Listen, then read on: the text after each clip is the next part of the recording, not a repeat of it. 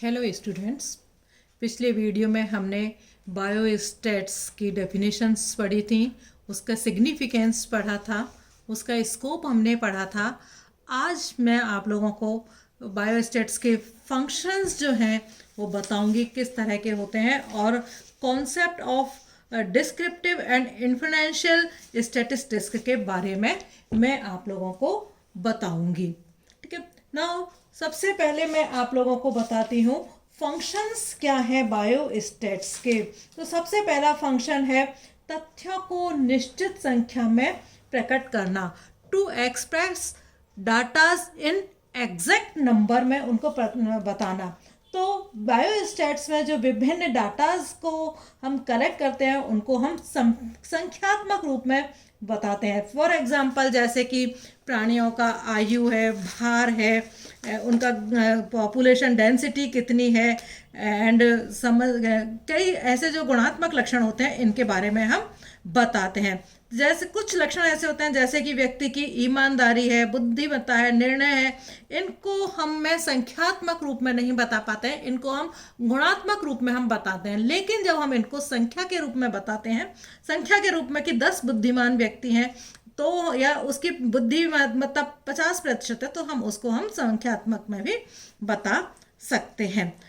Now दूसरा है to simplify complex biological data, means जो जटिल बायोलॉजिकल डाटाज हैं उनको सरलतम रूप देना। तो विभिन्न रिसर्चेस जो हम डाटाज प्राप्त करते हैं वो रैंडम होते हैं, वो मिस अरेंजमेंट उनका होता है, और इस तरह से यदि हम उन डाटाज को क्रमबद्ध रूप से हम उनको क्लासीफाई कर लेते हैं, उनको हम टेबुलेट कर लेते हैं, या फिर हम उनको ग्राफिकल फॉर्म में दिखा देते हैं, तो वो काफ़ी अच्छे से हम उनको एक्सप्रेस कर सकते हैं, रिप्रेजेंट कर सकते हैं, उनको सिंप्लीफाई रूप जो है हम उनको दे सकते हैं। तुलनात्मक अध्ययन एवं सह संबंध, मीन्स कंपैरेटिव स्टडी और रिलेशनशिप में भी ये डाटाज जो हैं वो काम में आते हैं। तो रिसर्च में जो डिफरेंट डाटाज हम कलेक्ट करते हैं उनकी जो कंपैरेटिव स्टडी करते हैं और फिर उनके बीच में जो संबंध स्थापित करने में भी हमें बायोस्टैट्स की है आसानी देती है। तो इन डाटाज के आधार पर हम जैसे कोरिलेशंस है एंड रेशो है, इन सबको भी हम इसके द्वारा बता सकते हैं। इसके अलावा जो डाटाज होते हैं उनसे के द्वारा हमारे जो ज्ञान में वृद्धि होती है, मीन्स हमारे अनुभव में वृद्धि होती है, ज्ञान में वृद्धि होती है। जिन चीज़ों को हम बहुत मुश्किल होती है पढ़ने में, उनको हम आसानी से पढ़ सकते हैं, अपना दृष्टिकोण उनके प्रति बना सकते हैं, उनका विश्लेषण जो है हम डाटाज के आधार पर आराम से कर सकते हैं। To throw light on the magnitudes of different problems, biostats के द्वारा हम डिफरेंट तरह की जो समस्याएं होती हैं उनके बारे में भी जानकारी हम अनुभव कर सकते हैं। तो बायोस्टैट्स के बिना सामान्य ज्ञान के आधार पर निष्कर्षों को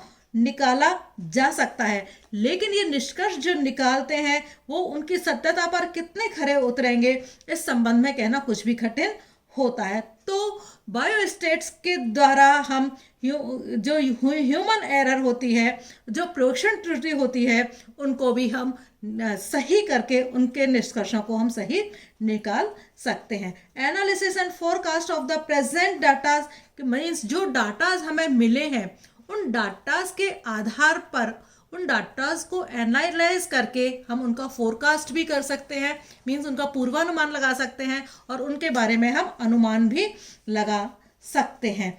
एंड तथ्यों में संबंध स्थापित करना, means to establish correlation between facts, means जो डाटाज हमने बायोस्टैट्स में कलेक्ट करते हैं उन डाटाज के बीच में एक सह संबंध भी स्थापित किया जा सकता है। फॉर एग्जाम्पल यदि हमें किसी मेडिसिन से जो ह्यूमन बींग्स है या तो फिर मोटा हो रहा है या फिर पतला हो रहा है, या उसमें कितना मोटा या कितना पतला हो रहा है, ये भी बायोलॉजिकल डाटाज के द्वारा ज्ञात किया जा सकता है। तो ये कुछ फंक्शंस थे जिनके आधार पर हम बायोस्टैट्स को हम काम में लेते हैं।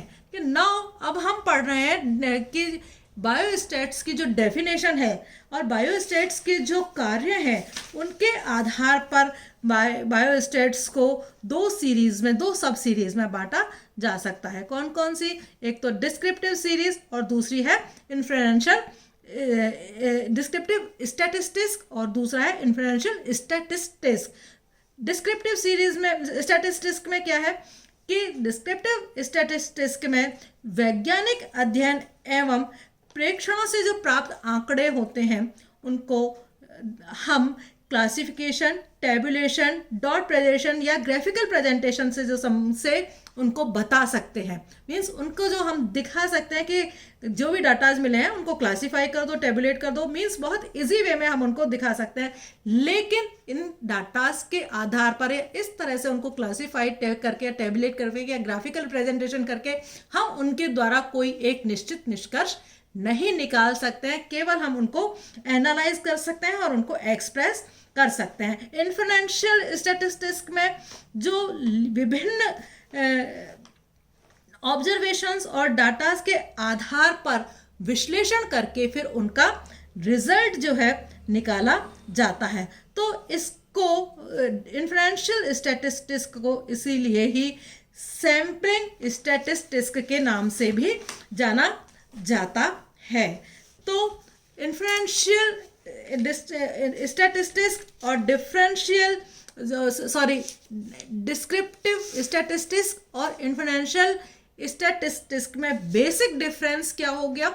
इन्फ्लुएंशियल में हम केवल डाटास को एक्सप्रेस कर सकते हैं, प्रेजेंट कर सकते हैं, रिजल्ट नहीं निकाल सकते हैं।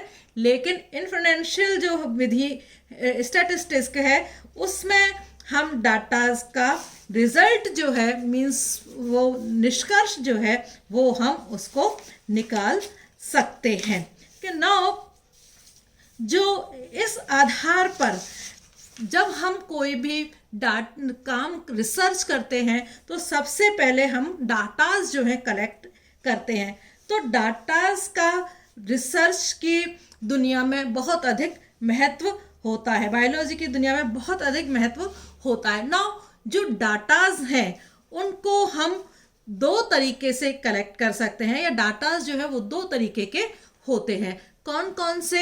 एक तो प्राइमरी डाटा होता है और दूसरा सेकेंडरी डाटा होता है। जो प्राइमरी डाटा होता है उसमें जो स्टूडेंट या रिसर्चर जो रिजल्ट्स निकालता है उसको हम प्राइमरी डाटा कहते हैं। फॉर एग्जांपल जैसे कि पानी की पीएच निकालना है, पानी की कार्बन डाइऑक्साइड निकालना है, पानी का टीडीएस निकालना है, इसको हम क्या है लैब में निकाल सकते हैं। तो इसको हम क्या कहते हैं? प्राइमरी डाटा, जिसको कि हम खुद कलेक्ट करते हैं। दूसरा टाइप है सेकेंडरी डाटा।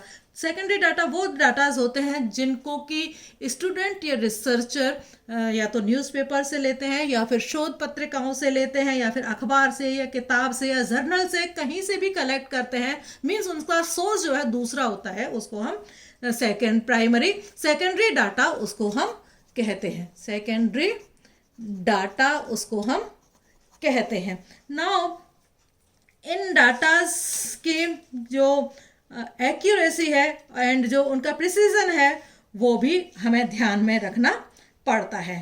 तो जो डाटाज हैं, हम सपोज कोई डाटाज ऐसे होते हैं जिनको कि हम पॉइंट्स में नाप सकते हैं और कोई डाटाज ऐसे होते हैं कि जिनको हम एक्यूरेट नंबर्स में ही बता सकते हैं। तो इस तरह से इनको हम क्या कहते हैं? प्रिसाइज वेरिएट कहते हैं, जो कि एक संपूर्ण अंक के अंदर होते हैं। फॉर एग्जांपल्स हम कहें चेयर्स, तो चेयर्स या तो 4 होंगी, 5 होंगी, 10 होंगी, लेकिन हम ये नहीं कह सकते कि वो 4.5 होंगी। तो इसको हम प्रिसाइज वेरिएट कहते हैं, मीन्स वो पूर्णांकों में ही होती हैं।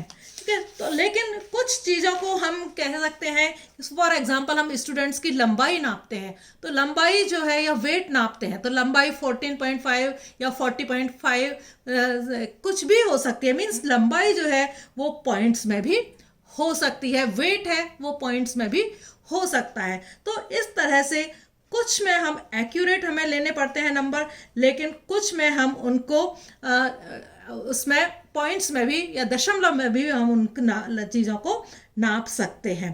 तो यदि और इन जो नापी हुई चीज़ें होती हैं दशमलव में, इनको हम अप्रॉक्सीमेशन में भी हम उनको ले सकते हैं कि जो उनकी जो अप्रॉक्सीमेशन है वो उनका सापेक्ष होना चाहिए। मीन्स हम जब सापेक्ष लेते हैं तो हमें ये अप्रॉक्सीमेशन में ध्यान रखना चाहिए कि हमने जो नाप रहे हैं वो हम मीटर में है, किलोमीटर में है, किलोग्राम में है, मीन्स कौन सी यूनिट हम उसमें नाप रहे हैं। और उसमें हम पॉइंट्स के बाद में यदि हमें 4 अक्षर दिए हुए हैं, 4 नंबर दिए गए हैं पॉइंट्स के बाद में, तो हम उसको केवल 2 नंबर तक ही उसको हम काम में ले सकते हैं। सपोज 12.4567 है तो हम 12.45 तक ही उसको लिख सकते हैं, हमें पूरे अंक लिखने की उसके अंदर ज़रूरत नहीं है। तो सबसे पहले हमें ज़रूरत होती है डाटा, फिर हम उस डाटा को किस तरह से काम में ले रहे हैं, एक्यूरेट नंबर में काम में ले रहे हैं या पॉइंट्स में काम में ले रहे हैं।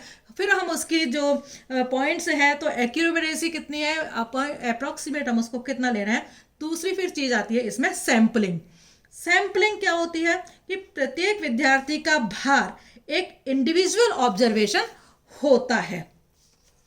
सैम्पलिंग तो हम यदि कक्षा में सपोज 40 स्टूडेंट्स हैं और हम उन सब का अलग अलग वेट लेते हैं तो हम कहेंगे उनका इंडिविजुअल ऑब्जर्वेशन जो है हम ले रहे हैं। तो प्रत्येक विद्यार्थी का भार क्या हो गया, एक इंडिविजुअल ऑब्जर्वेशन जो है वो हो जाती है।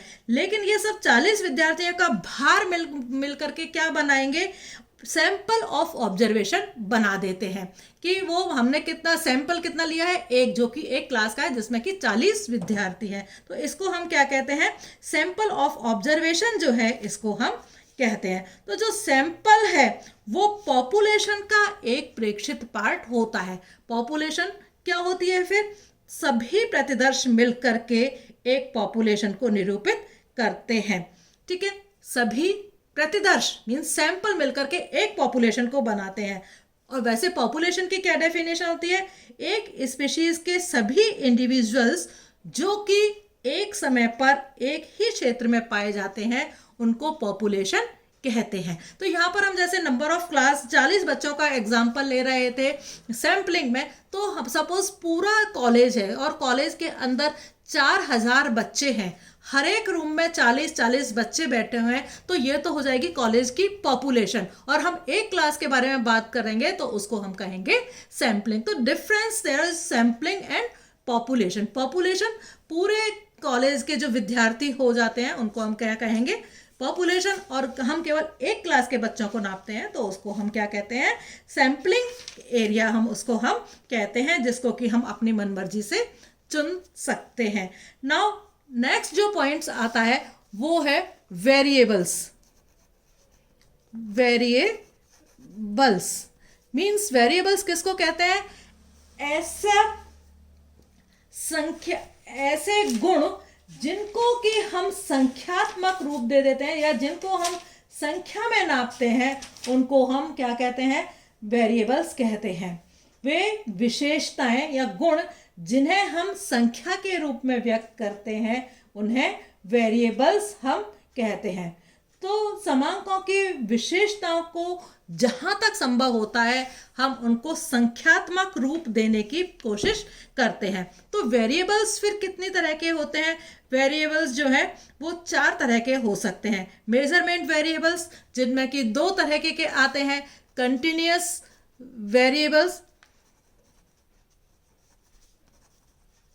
वेरिएबल्स और दूसरा जो आता है इसके अंदर डिसकंटिन्यूअस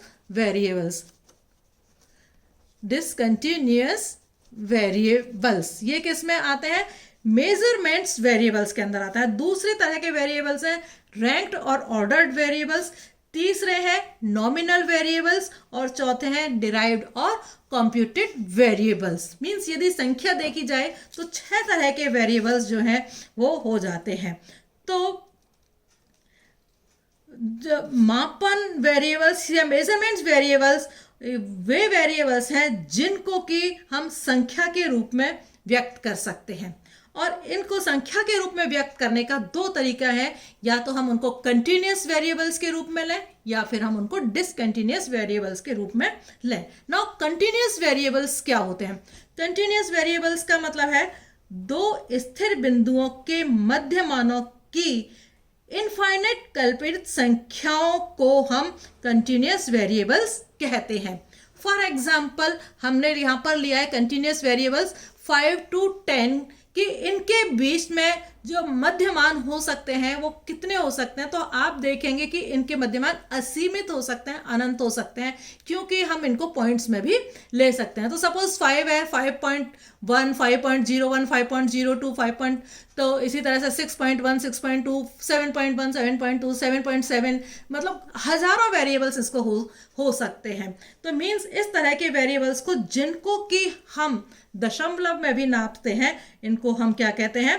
कंटिन्यूस वेरिएबल्स इनको हम कहते हैं। और इनके में थोड़ा, चाहे एक ही नंबर का गैप हो, गैप हम रखते हैं। तो मीन्स एक निश्चित संख्या के बीच में आने वाले मध्यमानों को हम क्या कहते हैं? कंटिन्यूस वेरिएबल्स इनको हम कहते हैं। फॉर एग्जाम्पल लंबाई है, एरिया है, वेट है, टेम्परेचर है, परसेंटेज है, इनको हम एज ए कंटिन्यूस वेरिएबल्स इनको हम ले सकते हैं। दूसरे तरह का वेरिएबल है डिसकंटिन्यूस वेरिएबल और डिस्क्रीट वेरिएबल्स इसको हम कहते हैं, जिसका 30 मेरिस्टिक वेरिएबल्स भी इनको हम कहते हैं। ये वेरिएबल्स वो होते हैं जिनका कोई एक स्थिर संख्या या मान होता है। मीन्स इनको हम दशमलव में नाप नहीं सकते। For example number of appendages जो होते हैं, आर्थ्रोपोड्स में से यदि कहें तो 5 अपेंडेजेस हम कहेंगे, प्रॉन में कहेंगे हम 19 अपेंडेजेस उसके अंदर पाए जाते हैं। मीन्स इनको हम पॉइंट्स में नहीं बता सकते हैं।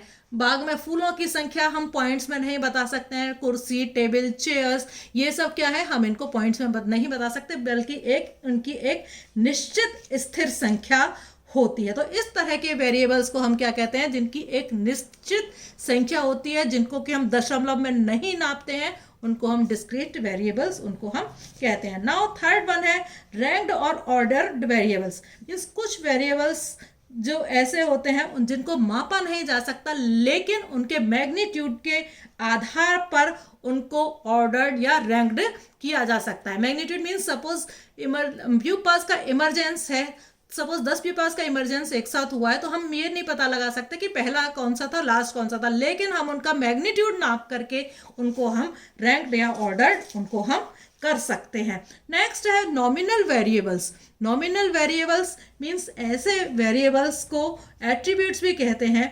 ये वो वेरिएबल्स हैं जिन्हें नापा नहीं जा सकता, लेकिन इनको गुणात्मक रूप से व्यक्त किया जा सकता है। इनको हम नॉमिनल वेरिएबल्स कहते हैं। जैसे रंग है, रंग को हम नाप नहीं सकते, लेकिन हम 4 काले खरगोश कहें तो हमने काले खरगोश की संख्या वेरिएबल्स जो है वो उनको बता दिए।